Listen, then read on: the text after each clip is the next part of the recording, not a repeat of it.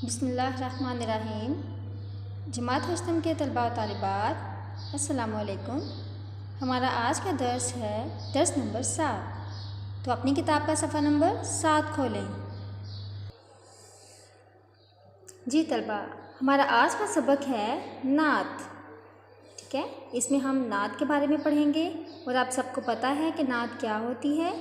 जी हाँ, ऐसी नज़म जिसमें हुज़ूर पाक सल्लल्लाहु अलैहि वसल्लम की तारीफ़ बयान की जाए उसे नात कहते हैं।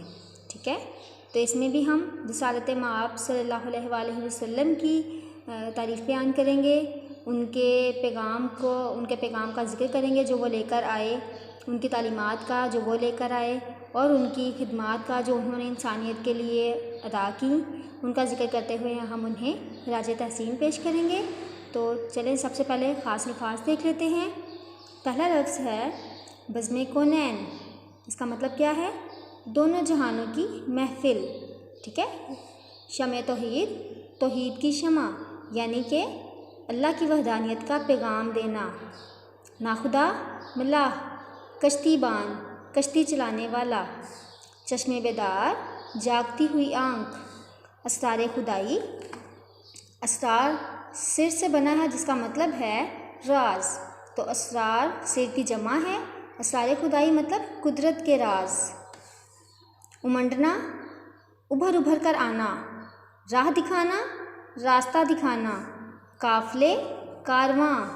पार लगाना, किनारे लगाना, साहिल तक पहुंचाना। अब हम नात की पढ़ाई करेंगे। आप तो मुश्किल अल्फाज मेरे साथ साथ उनको ख़त कशीदा करना है और बाद में उनके मतलब भी लिखने हैं। ठीक है, बज़्म कौनैन सजाने के लिए आप आए, शमे तौहीद जलाने के लिए आप आए सल्लल्लाहु अलैहि वसल्लम। एक पैगाम जो हर दिल में उजाला कर दे, सारी दुनिया को सुनाने के लिए आप आए। एक मुद्दत से भटकते हुए इंसानों को एक मरकज़ पे बुलाने के लिए आप आए। नाखुदा बन के उमड़ते हुए तूफ़ानों में कश्तियाँ पार लगाने के लिए आप आए सल्लल्लाहु अलैहि वसल्लम। काफ़िले वाले भटक जाए ना मंजिल से कहीं, दूर तक राह दिखाने के लिए आप आए। चश्मे बेदार को असरार खुदाई बख्शे, सोने वालों को जगाने के लिए आप आए। जी बच्चों, इस नज़म के शायर हैं सागर सिद्दीकी। ठीक है, अब हम इसके मुश्किल अल्फाज के मतलब देखेंगे। बज़्म कौनैन, दोनों जहानों की महफ़िल। बज़्म महफ़िल, कौनैन मतलब दोनों जहां, और दोनों जहां से क्या मुराद है?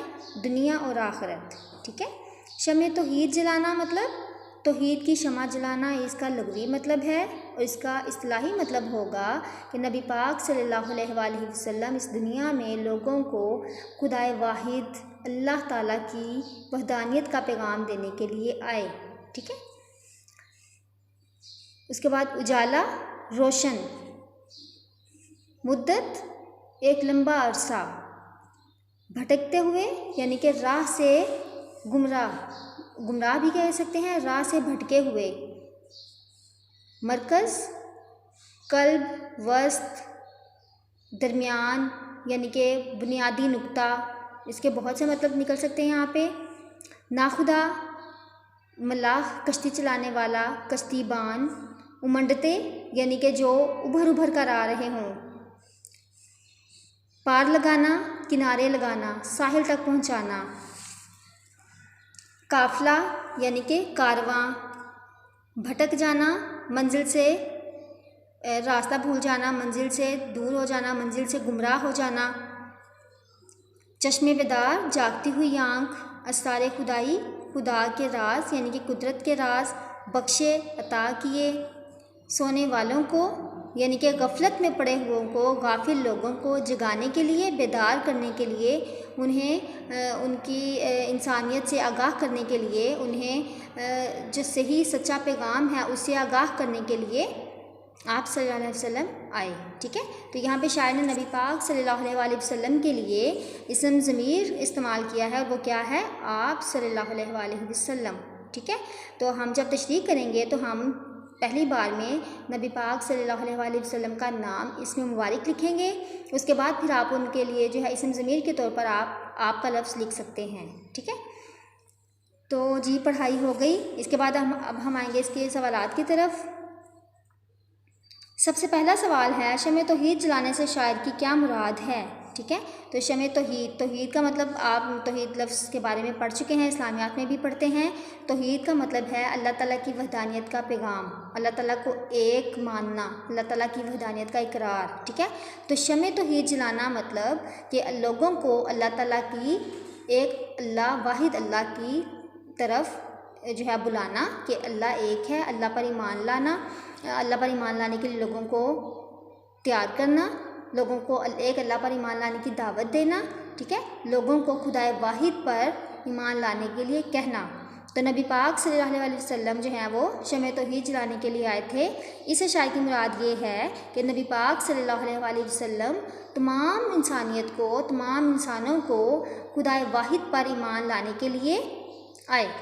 ठीक है, नबी करीम सल्लल्लाहु अलैहि वसल्लम कौन सा पैगाम सुनाने के लिए आए।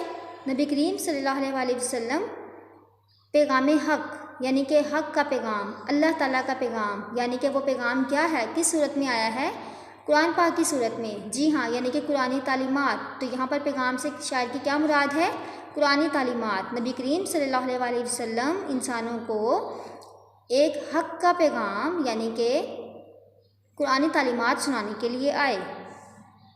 हज़रत मोहम्मद सल्लल्लाहु अलैहि वसल्लम कौन सी बज़म सजाने के लिए तशरीफ़ लाए।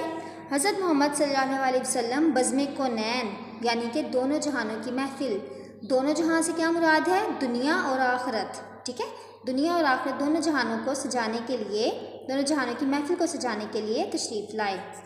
आखिरी शेर में सोने वालों को जगाना के अल्फाज इस्तेमाल हुए हैं, बताएं कि इनका क्या मतलब है। जी, तो सोने वालों को जगाना से मुराद यानी कि गफलत में पड़े हुए लोगों को बेदार करना, उनको इंसानियत से आगाह करना, उनको उनकी इस दुनिया में आने का मकसद बताना। ठीक है, उनको उनकी जो सही मंजिल है, मंजिल तक पहुंचने का रास्ता दिखाना। तो ये तमाम काम जो हैं वो नबी पाक सल्लल्लाहु अलैहि वसल्लम ने किए और उनके आने का मकसद ये भी था कि वो इन गाफिल लोगों को बाखबर करें। ठीक है, वो इन गाफिल लोगों को आगाह करें आने वाले वक्त से और उनकी इस दुनिया में अहमियत से और इनके इस दुनिया में आने के मकसद से। ठीक हो गया जी। अब आपने ये तमाम सवालात के जवाब अपनी कॉपी में लिखने हैं। सबसे पहले आप अल्फाज मानी लिखेंगे, जो यहाँ पे ख़ास अल्फाज मैंने बताए हैं वो भी आप लिखेंगे, और जो किताब के आखिर में दिए गए हैं वो भी अल्फाज मानी आप अपनी कॉपी में लिखेंगे और उनको याद करेंगे। उसके बाद फिर आप ये सवालात लिखेंगे।